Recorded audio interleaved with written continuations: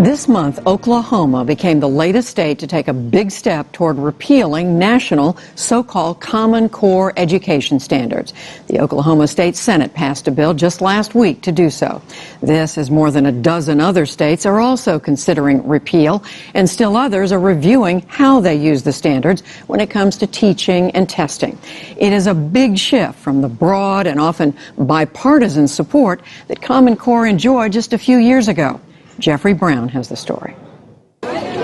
Common Core was initiated in 2009 by the nation's governors, seeking national standards for math and English literacy. U.S. Secretary of Education Arne Duncan supported the move, spending $350 million to develop Common Core tests. I believe this new generation of assessments is an absolute game changer for American education. In relatively short order, nearly every state agreed to create curricula based on the Common Core guidelines. But more recently, a backlash has begun. Last month, Indiana became the first state to drop the Common Core standards it had already adopted.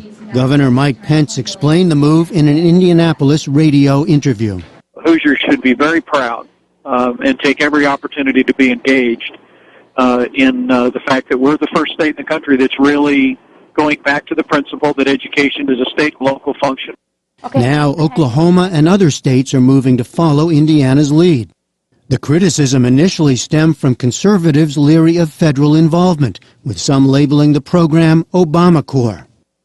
Pennsylvania Congressman John Klein chairs the House Education Committee. That's the ultimate fear, that the federal government does get in the curriculum business and tells the states what they're supposed to teach. There's been criticism on the left as well, particularly over testing requirements. New York's Democratic Governor Andrew Cuomo has said execution of the standards was, quote, flawed. The program still has its champions, though. One is the Republican former Florida Governor Jeb Bush.